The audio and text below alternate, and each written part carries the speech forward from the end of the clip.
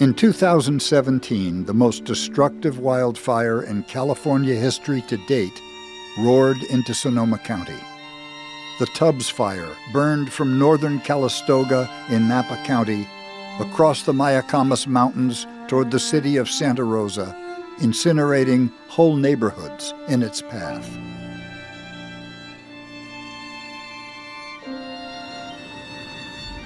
Not even the 6-lane 101 freeway could break the firestorm's advance, as 60 to 80 mile-per-hour winds hurled walls of fire the length of a football field every 3 seconds.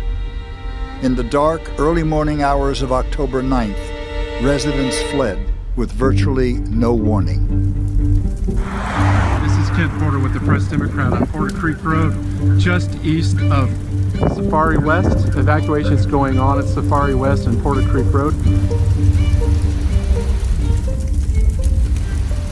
It'll always be a very memorable night for me, kind of indelible. I was going to do a night shift, and as soon as I arrived at Kaiser, which is only a couple miles from the house, it was already very smoky, more smoky there actually than it had been up at the house. And so right away I said, this is going to be an unusual night. But every time the paramedics come into the hospital to bring in a patient, they of course have their radios on. And what I was hearing was a report of a structure fire at this address and a grass fire at another address. It was probably shortly before midnight that one of the paramedics turned to me and he said, every fire asset in the county is deployed right now. And that literally sent a chill up my back. We hear a lot of cars, a lot of traffic, and the wind. The wind was blowing all of Oscar's pots outside. So they came crashing down, and that's what woke us up. I just went back upstairs and tried to go to bed, and the wind just wouldn't let me. And that's when I started to smell something in the air. So I came down, I looked at my phone, and it had just blown up with messages. And at that point, we said, we gotta go. So we left about 2:20 in the morning. We quickly ran outside. We saw there was raining ashes.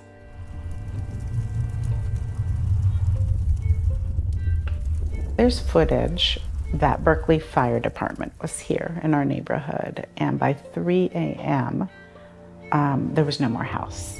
So it was half an hour literally from when we left our house to when it was gone.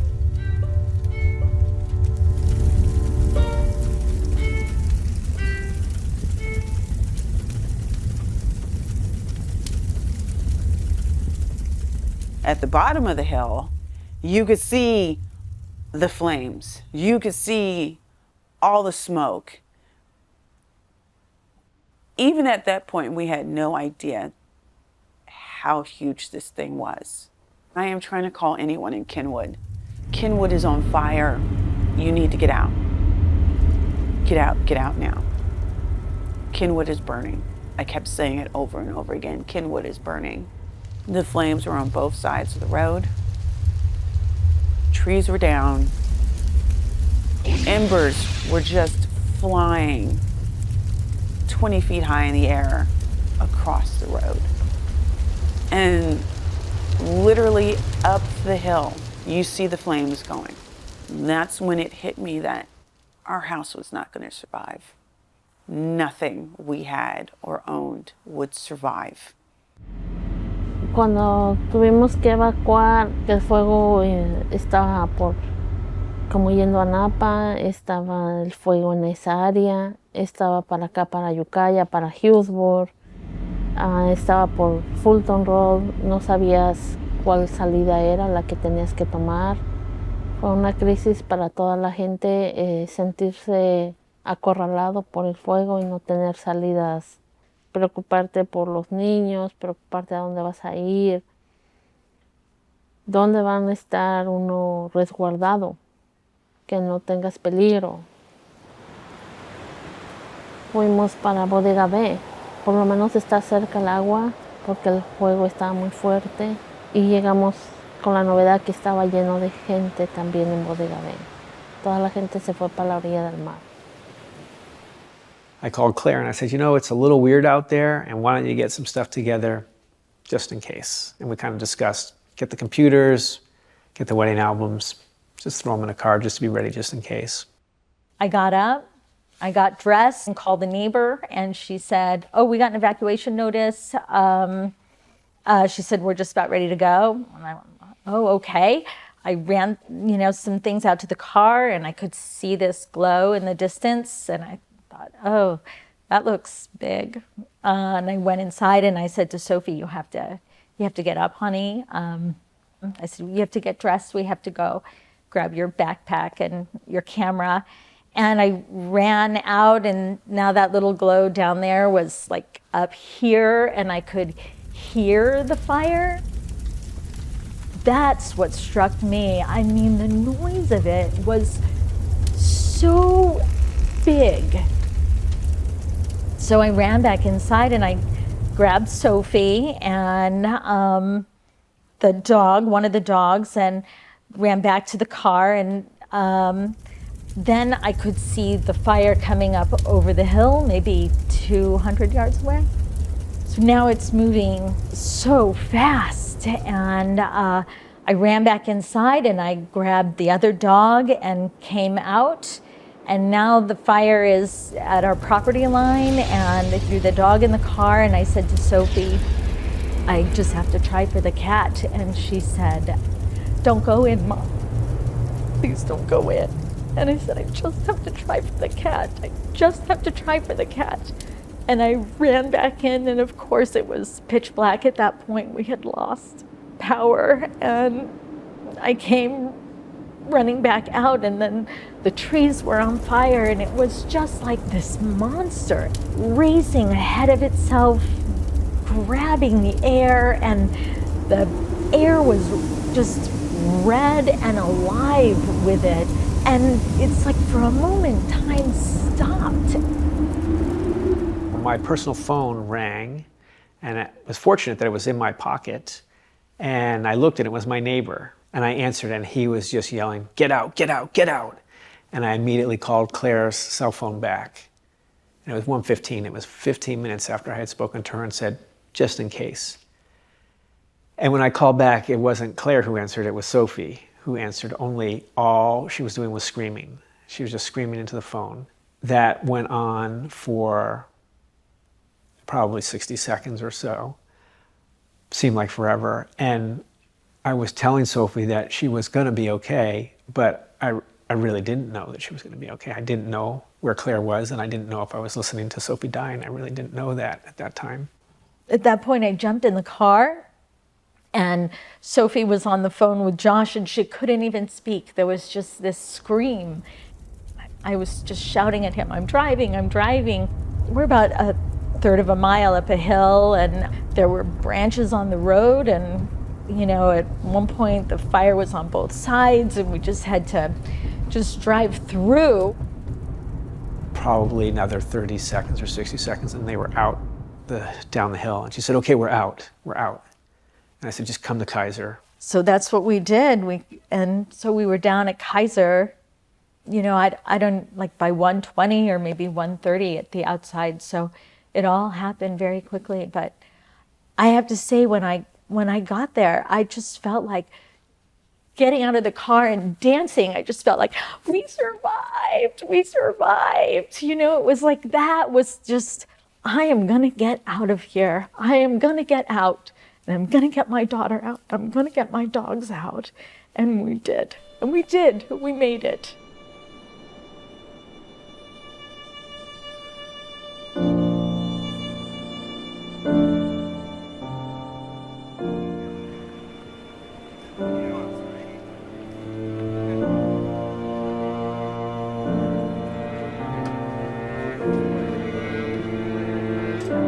Came into the neighborhood with my son.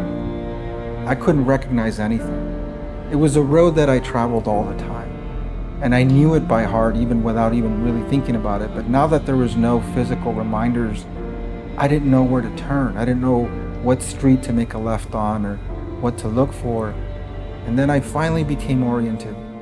So we made our turn onto our block, and I looked. We live at the end of a cul-de-sac circle. I look towards the end where my house needs to be, and it's not there. And my son, who was 16 at the time, he just broke down.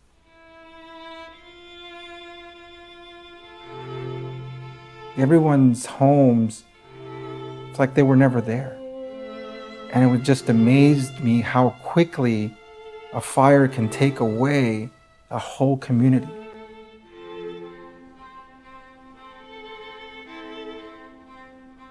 Before the fires, I was always a believer that there was global warming happening. And I always felt like it was something that was happening or was going to happen more noticeably 5, 10, 15 years from when I was thinking about it. But after the fires, it just seemed like everything just, that growth, that progression of that climate change just grew exponentially, like it's happening right now.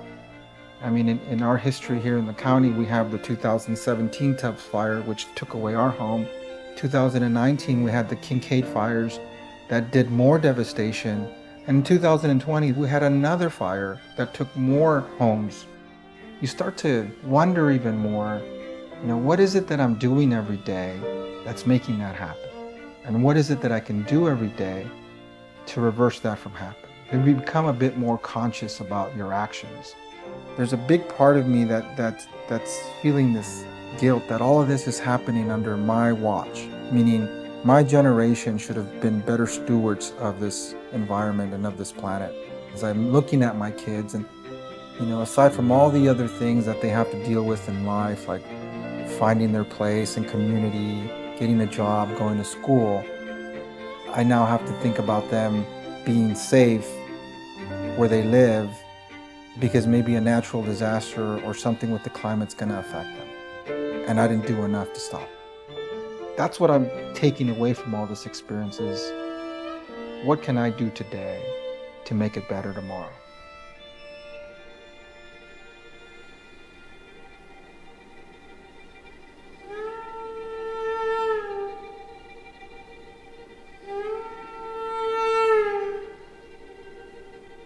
In Sonoma County, the Tubbs fire killed 22 people, burned over 36,000 acres, and destroyed thousands of homes. Two additional fires, the Nuns Fire and the Pocket Fire, burned simultaneously in Sonoma County that same night. 1 year later, the town of Paradise in Northern California's Butte County was devastated by an even more catastrophic fire that left 85 people dead. Across the western United States, residents face an era of extreme change, with each year marked by more fires of greater intensity.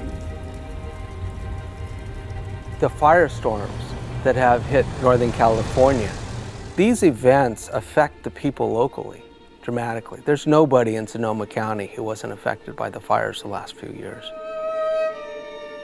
So wherever you are on the planet, locally people are experiencing the climate crisis as a reality, that things are different from how it was as they were growing up. I think it's the greatest threat to public health that the world is facing other than potential nuclear war. It affects the food supply. It affects infectious diseases. It affects health by contaminating water supplies or evaporating water supplies. It has the potential to be irreversible. So the firestorm here was not just a usual fire. It was a firestorm because we had winds of 60 miles an hour. We had fire traveling at 60 miles an hour. Why are we getting these really big fires? The reason we're getting these really big fires is because we now have fuels that are super dry. We have drought and we have higher temperatures than we've ever had before. So our fuels are, anything that's out there is very dry. And the second thing, winds are much more frequent, like these Diablo winds that are sweeping in from the interior. Those two things we've always known cause really big fires, but they're just getting more and more frequent, and that's because of climate change. You have the natural sources like lightning, and you have man-made sources like the PG&E lines coming down. The days of fire season in California have tripled. After a year-long investigation, the California Department of Forestry and Fire Protection, known as CAL FIRE, reported that the Tubbs fire started when a private electrical system near Tubbs Lane in Napa County sparked a fire. High winds and dry conditions rapidly grew the fire into a major firestorm. CAL FIRE blamed Pacific Gas and Electric power lines and electrical equipment as the cause of 17 other fires that burned in Northern California that same night. Firefighters are extremely effective at what we do when the winds are in our favor. And when we start getting 20-mile-an-hour winds, things are pretty difficult. We could have spot fires and some setbacks and have a difficult fire. When you have winds that are hurricane strength, 50, 60, 80 miles an hour, the only thing we can do at that point in time is get people out of harm's way and go into a rescue mode. I don't see the path that we're on thinking that, oh, we're going to solve this fire problem in California anytime real soon.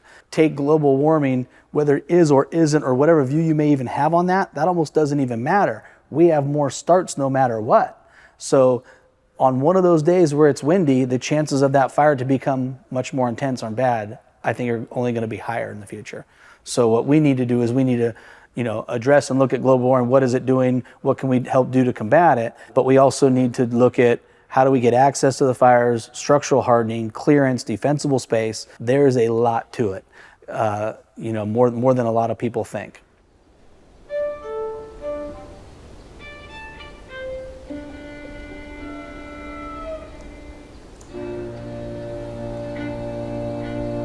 The house that I previously lived in had a tree in the middle of its deck overhanging the house and had 2 trunks in it, and each of the trunks had scars. And an arborist who came to look at the health of the tree said, "You do know that those scars were from the Hanley fire." So I knew that it was possible to repeat the fire patterns. And it was pretty devastating to walk through that neighborhood and see the devastation from the fires in 2017.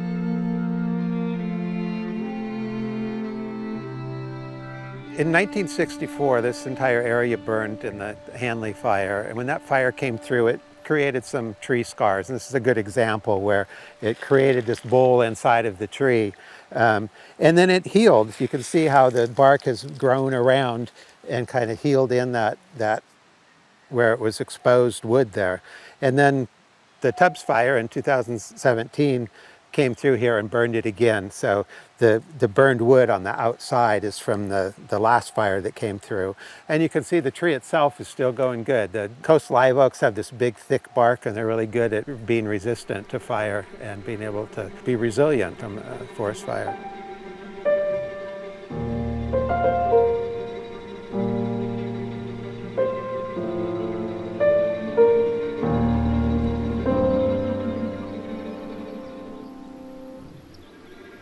Pepperwood Preserve is a 3,200-acre nature refuge and science institute dedicated to studying Sonoma's forests and the changing climate.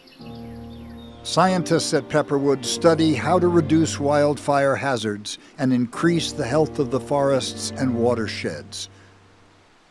The preserve was 95% burned in the 2017 Tubbs fire. We're living in one of the world's biodiversity hotspots. There are 750 different plants on this preserve because of the geology and the incredible different climatic zones. And so we have so much to learn from that diversity of life, all of which is adapted to fire. I think we're one of the few places that is doing a comprehensive job of measuring both climate and the ecosystem. We had this incredible record before the fire. We had 50 long-term forest monitoring plots here where we had counted every tree. We knew what the soil characteristics were. We'd been looking at the climate in those areas. And then the fire came through and did what it did, killed a bunch of trees, changed the shape of the forest, and we were able to measure that impact before and after. So that's extremely rare. In 2017, we had experienced an extended 5-year drought prior to that. The Tubbs fire in 2017 moved 8 times as fast as the 1964 fire that previously occupied this corridor. So instead of taking a number of days or 6 days to get to Santa Rosa, it took about 6 hours.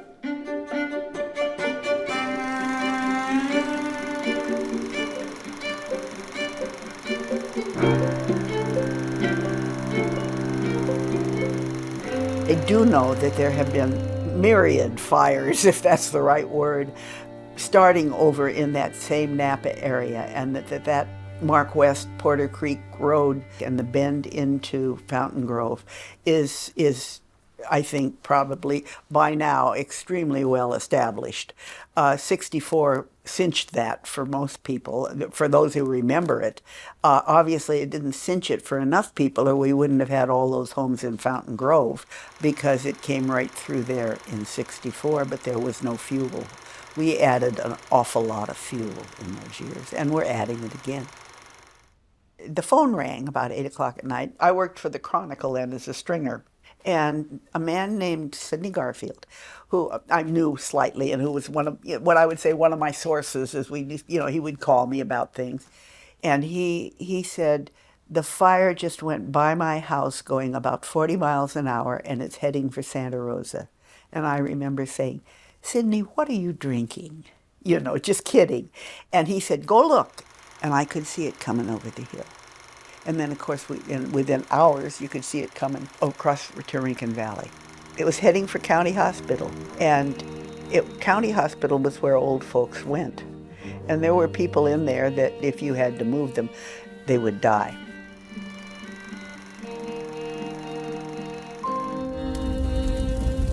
In 2017, the Tubbs fire tore along the path of the 1964 Hanley fire. Santa Rosa's hospitals were threatened once again. Both Sutter Regional Hospital and Kaiser Permanente Medical Center were forced to evacuate their patients and staff. During those first few hours, we were actually out here doing our best to stop the fire from hitting critical points. We started with the oxygen tanks. There's an oxygen tank that leads in the facility, some diesel tanks. The fire was about 10 to 20 feet away from one of those tanks. You're out there with garden hoses, 5-gallon buckets and shovels trying to put out the fire. So I went through the highway right as the fire was crossing. It was a wall of fire, and it just blew across the highway like nothing. It was probably stretched out a mile in length. And so as I came over the overpass, I reported back to the radio that Journey's End was a total loss and standby for Kaiser. And so I got into Kaiser. The fire hadn't, impacted the hospital directly yet, but it was under a wall of fire and severe threat of burning down. And so that was kind of like the initial conditions, very hostile, very windy, smoke and debris, embers flying everywhere. Judy Coffey, who was the area manager and senior vice president for the hospital, had called me. She said, Josh, what's going on? I'm getting calls from patients about complaints about smoke. And I said, Judy, I don't know. I think my house just burned down. She said, okay, I'm coming in. But just a few minutes later, her house was burning down. The incident commander on the fire side of the event came into the command center for the hospital and said, we're making our last stand. On the back side of the hospital, you have a massive, massive oxygen tank that helps support the hospital, which is an issue. And then you just have a service road. And then right on the other side of the service road is a fence and a line of mobile homes. The whole entire mobile home park was basically on fire except that very last row. And so looking at that is that the concern was the spread to the hospital and just buying some time to slow down the fire. And I said to him, sounds like it's time for us to evacuate the hospital.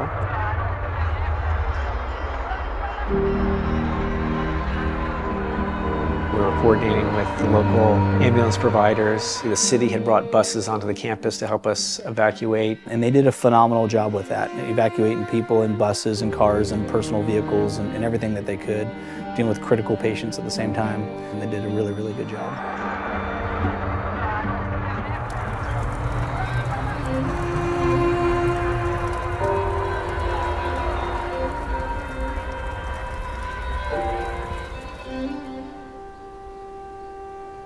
The Tubbs fire burned over 5,600 structures. over 3,200 homes in Santa Rosa. Damages from the Tubbs fire cost $1.3 billion. The 1964 Hanley fire burned much of the same area, but at that time, it was mostly open ranch land.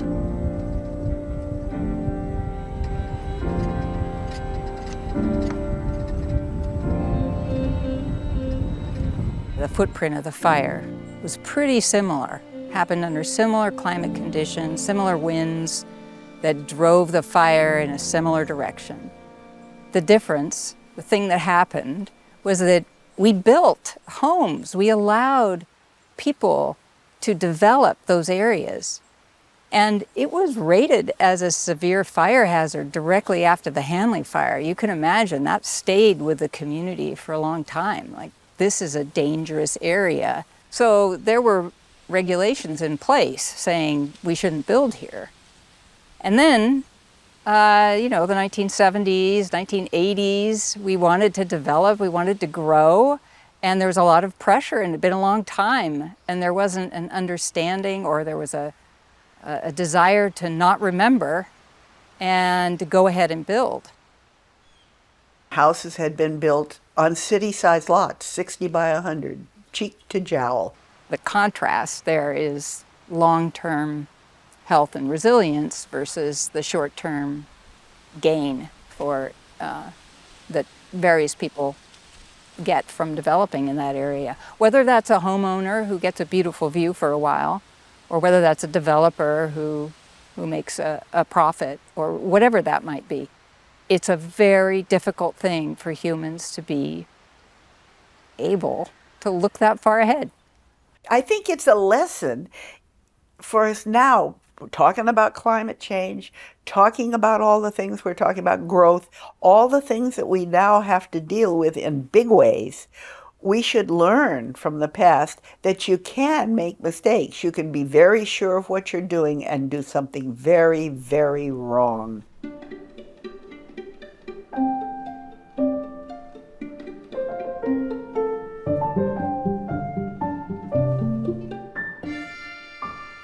Our real opportunity is to not keep building in unsafe ways. If I want to protect this preserve, where should we be putting the housing that's an appropriate place? Because our people need housing. We have a housing shortage. Our people need jobs. We need a workforce. We need a healthy economy. So how do we balance these different elements? There's a critical mass of people here who are stepping out of their silos to have those conversations, and they're difficult and time-consuming conversations to have. But I think climate change is one of those factors that people are saying, wow, we cannot look at this as an island, or we cannot look at this only through our lens of interest. We have to collaborate.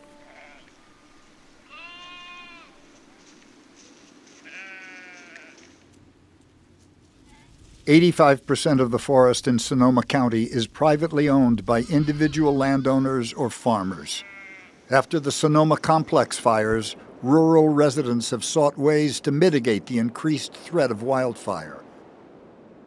One approach is prescribed burns, controlled, low-intensity fires used to clear brush and deadwood from dense forests to reduce fuel for wildfires.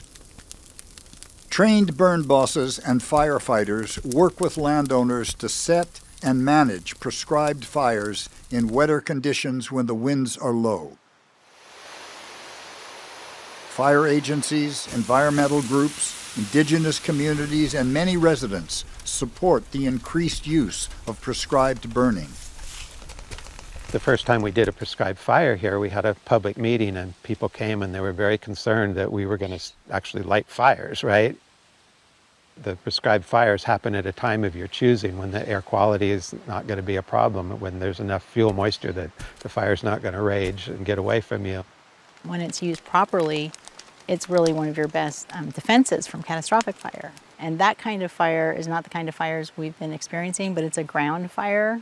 It doesn't go up high into the trees, it stays on the ground, and basically weeds out the understory with fire and helps our native oaks to survive.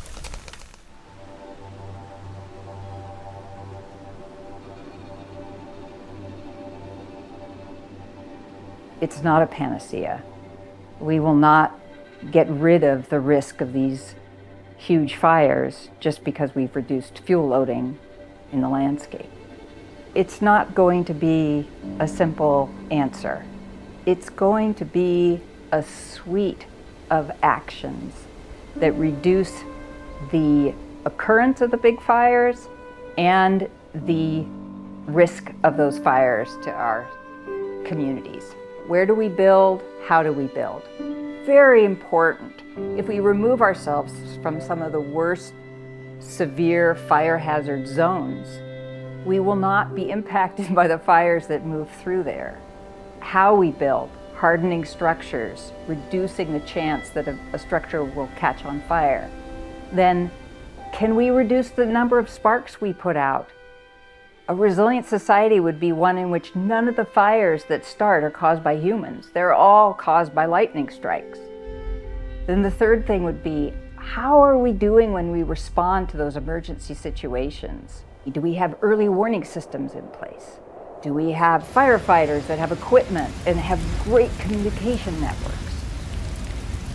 We don't need to point at our ecosystems and say they are a threat.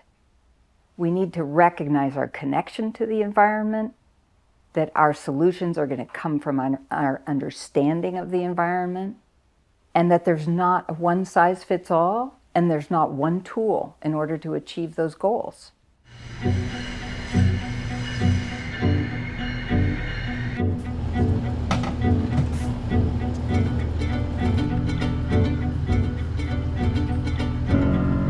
A lot of how I've approached working on the climate crisis is by first acknowledging that you're working on a problem that none of us can solve alone. Not even any one nation can solve this alone. And it, at times, can feel like we're losing because of what's happening with the fires, because of what's happening with changes in global temperatures and the melting of the glaciers and loss of species and all kinds of things. And I think a lot of what sustains me through that is having a community of people that I can go to and work together. I think the issues around the climate crisis in Sonoma County that have to be addressed most urgently are really the ones that have presented themselves in the last 5, 6, 10 years, like our severe drought, our severe fire threat, and our dependence on cars. Sonoma Clean Power was really formed to help our region solve the climate crisis really broadly, buying clean electricity from more renewable sources than PG&E was, and then paying PG&E a fee to deliver it over their wires. So we were essentially changing which generators were making electricity in California. And it's evolved since then. How do we supply energy from more and more local resources? Because if we've got more solar and batteries and geothermal and wind and small stream hydro that can be built in Sonoma and nearby counties, maybe we can rely on those resources when PG&E shuts off the big grid for safety reasons, or when the state of California doesn't have enough in the summer during a heat storm. So we're really starting to build resources more and more locally. I think learning about how to have a real positive impact means probably finding 4 or 5 things that can be real meaningful and trying 1 or 2 of them that resonate with you. So I like riding my bicycle to work, but I don't like being a vegan. But being a vegan would have a big impact on my emissions. But somebody else might rather be a vegan than ride their bike to work. And what I like to encourage people to do is find something that they love, that really makes them smile, because that's what helps other people get inspired.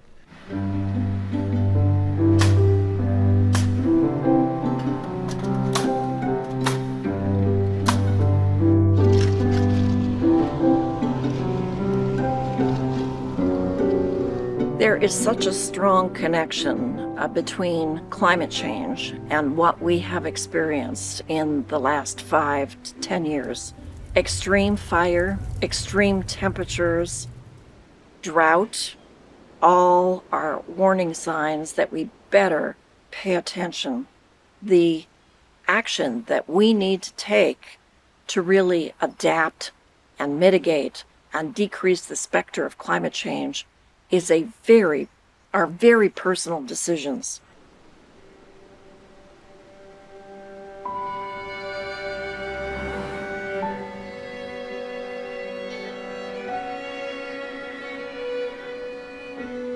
My name is Katie Jackson. I am a second generation wine grower and winemaker. Our family's been making wine since 1982. And we take climate change seriously because we know that if we want to be around for the next 50 years making wine, that we have to take action now. I think what we've experienced in the last 4 to 5 years with the wildfires and drought and other extreme weather events is that climate change is happening much more quickly than we expected, and I think than many people expected. The wine industry is sensitive to climate change because grapes are very sensitive to temperature. So when you have heat spikes or hail or extreme weather events happening, it's subjecting the grapes to conditions that don't lend themselves to the best quality wines. Some of the main emissions factors for us, and this appears to be true across the industry, are transportation, product transportation, and packaging. And glass is a big emissions factor because it's very energy intensive to make the glass. So moving to recycled glass as much as possible is very helpful. And then also lightweighting is something that you can do relatively quickly, and you can save money and you can also reduce your emissions significantly. We looked at about 85% of the wines we produce and their glass packaging and moved to lightweighting those, and we were able to reduce our emissions by about 3% overall within the first year that we did that. For us, regenerative farming looks like applying more compost, using cover crops, integrating livestock where it's feasible, and then also looking at reduced tillage or no tillage, because when you're tilling the land, you're actually releasing carbon into the atmosphere, which is the opposite of what you want to do. And all of these things in combination can help you start to sequester greater amounts of organic carbon in your soil. And if you're taking that carbon out of the air and putting in your soil, you're helping turn the dial back in terms of the overall emissions that humankind is putting into the air every year. I'm optimistic that humankind as a whole is going to come together to solve these problems. But also I feel that it is the responsibility of every individual and every business to be doing what they can to innovate and to try to solve these problems as well, because it's going to take all of us together to really solve the climate crisis. Bien, gracias. I think we should get some of the olives. I like olives. These and these. Okay. And these too. My two younger daughters, they like discussing that topic quite a lot. Climate change, kind of sometimes wagging the finger at me, admonishing me for something that I did that I should do a different way, which I appreciate. No, Dad, don't buy that because it has this and this chemical, or it's not biodegradable, or that's the little bit of hope that I'm having, is that even though it happened on my watch, I'm still trying to make changes, but they're more attuned with this. So we're gonna do 2 regular French baguettes and 1 sourdough baguette. 2 regular French baguettes. We're a very mindful household when it comes to food, and we actively go to the farmers market every Saturday, and we go to different fruit stands around the county just because buying local food, there's less transportation emissions.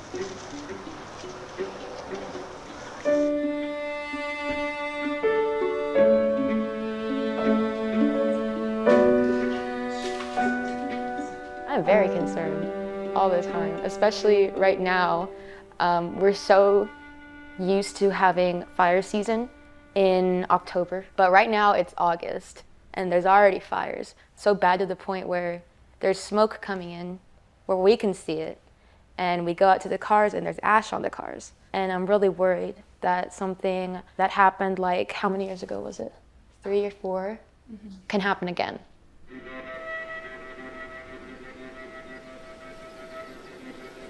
There are 3 big things that we can all do as individuals to reduce carbon production and reduce our impacts on the environment. It's diet, it's the amount of energy that we use, and it's the way that we take collective action. The biggest thing that we can do as individuals is to stop eating meat. Diet is a really big component of climate change. And if we can reduce the amount of cows that we grow, the amount of water they use, the amount of food that we grow for those cows, all of that has a huge impact on the amount of carbon that we produce as a species. So anything that we do as individuals to reduce the amount of meat that we consume, whether that's 1 day a week, whether that's 3 days a week, whether that means we've gone vegan, whatever your contribution can be, that will help. The second thing we can do is stop wasting energy, whatever that entails, the way we travel, the way we heat our homes, all of that. And the third thing we can do as individuals is to become active and to vote along lines in ways that allow whole communities or whole states to act together in order to reduce our carbon footprint.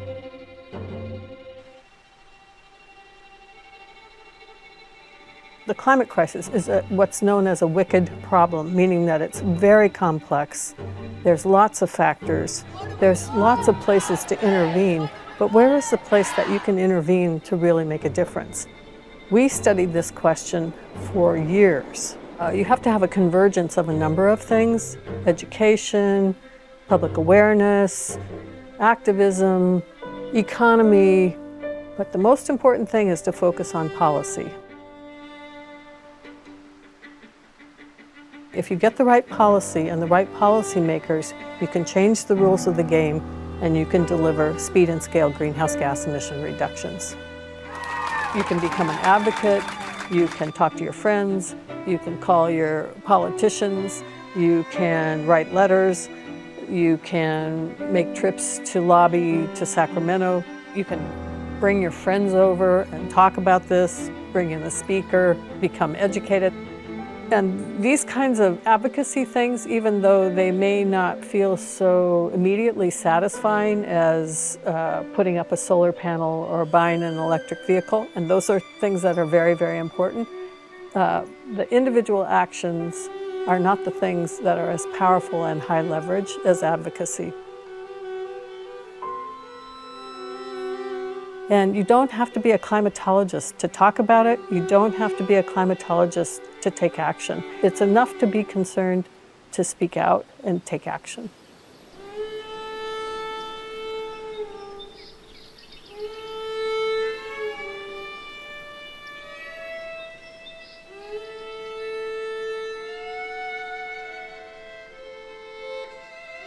Winemaking is a billion-dollar industry in Sonoma County, where legendary vineyards and wineries attract visitors from around the world. Often unseen are the thousands of farm workers who labor in the fields, picking the grapes that go on to become world-class wines. In California, harvest time coincides with peak fire season.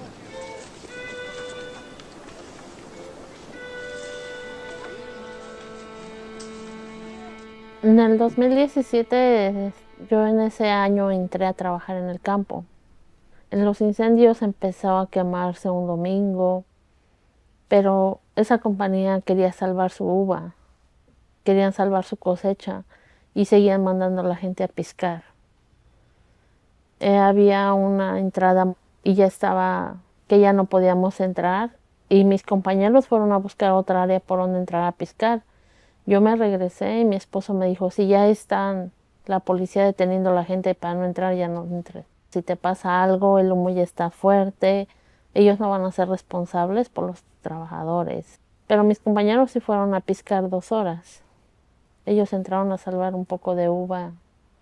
En el 2017 ya no pudimos piscar en muchos lugares porque a nosotros nada más nos quitan la cosecha, de que no pueden quitar la uva con humo, y nos quedamos sin trabajar, sin ahorrar dinero para noviembre y diciembre, que empieza a llover, que no tienes mucho trabajo afuera. Nosotros los indocumentados tenemos muchos retos. Yo no tengo un seguro social que reciba un ingreso por pandemia, por un desastre natural. Nosotros siempre quedamos en el aire. Para mí el cambio climático es que no estamos preparados para un incendio, para un desastre natural. Yo me organicé con Trabajos con Justicia. Empezamos a hablar qué necesidades tenemos las personas del campo, pidiendo pagos de incendios o pago de desastre. Si nuestros compañeros van a pescar, que sea doble pago por los incendios.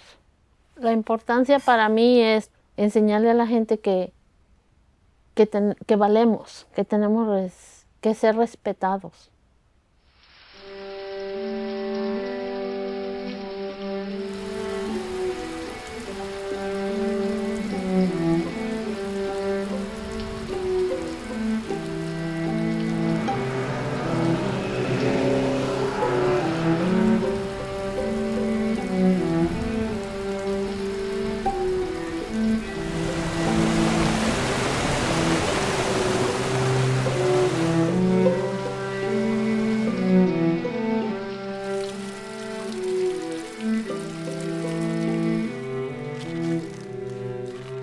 When my sister's house burned to the ground and I went to that land, I was shocked, actually, how my body dropped to the ground and I wept. I don't usually respond that viscerally. I feel like this is in my body now. I know or have a taste,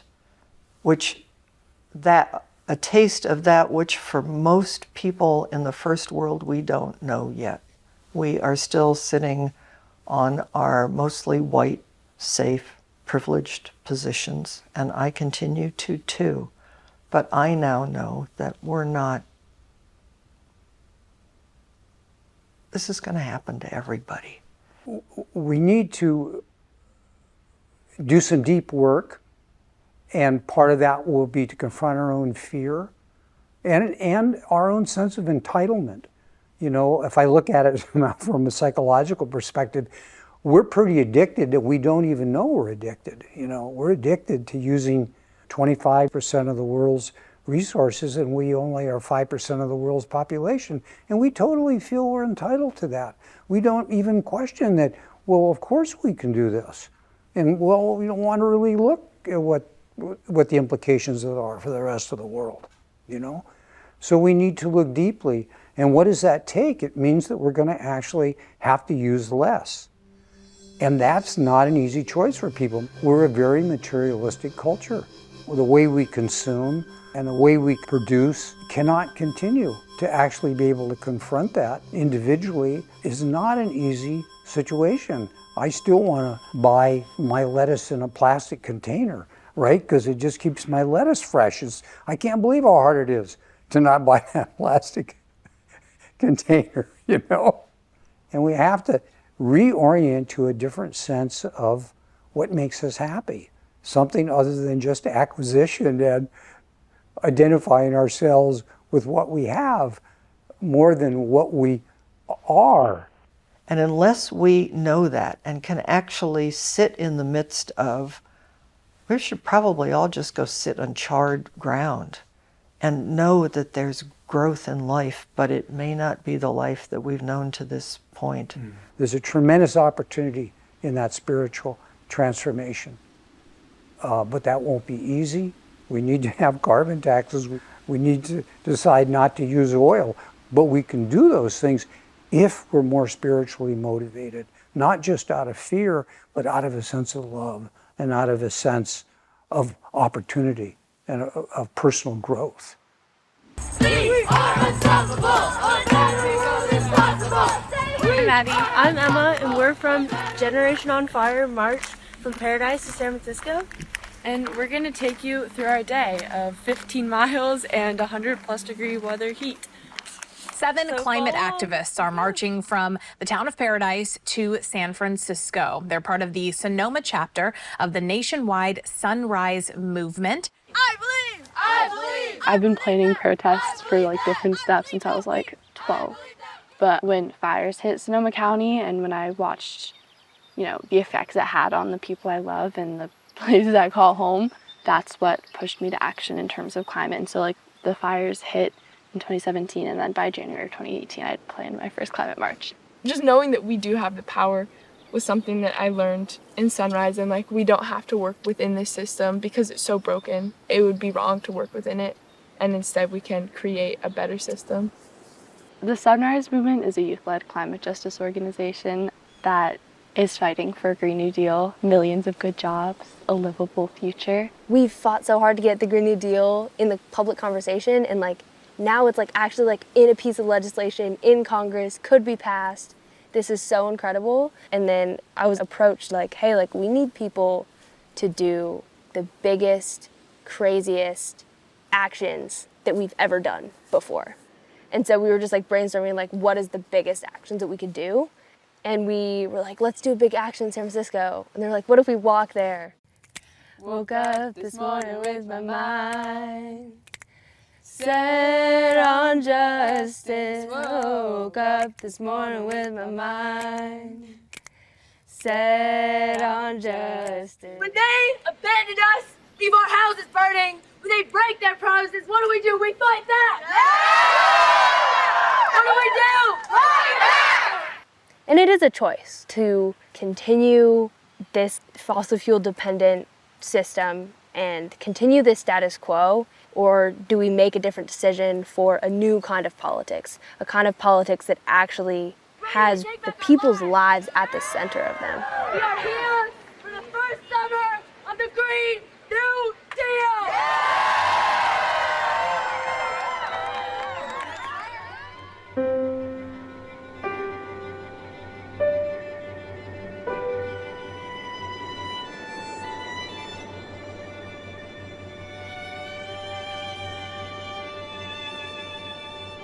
It's really difficult to imagine what life is going to be when this planet gets hotter, and when this planet becomes more violent in its storms and its fire season 365 days a year.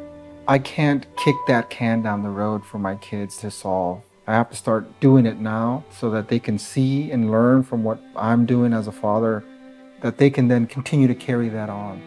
I'm terrified of the thought of my grandchildren, having to go through this type of traumatic experience year after year.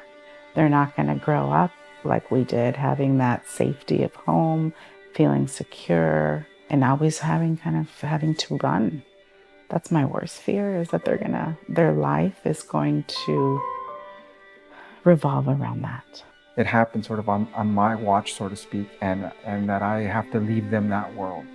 So I have to do my part to try to change that little by little and hope that they see what we're trying to do and continue that. My hopes for my kids would be, and for everyone in the next generation, is that they look back, they see that we did what we needed to do.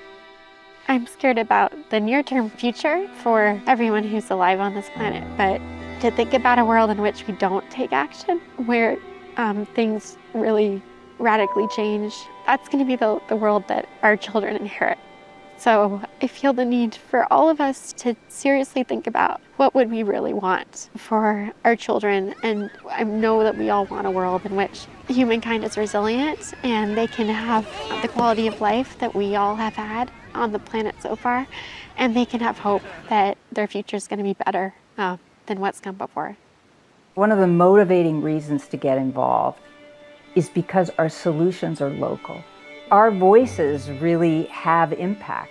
Our efforts have impact because each community will find a different solution, because all our communities are different. You are the solution. You have that capacity to change your local community for the better. My hopes and dreams for the future of our planet is that we rise up as a human species and we say that we want a future for ourselves, our children, and all life. And we take the action that's needed. The path is well known of what we need to do. And the payoff will be so enormous. We will save money, we will have better lives, we will feel more fulfilled, we will have a better environment. So I'm hoping that people realize just how great the future ahead can be for us and take action.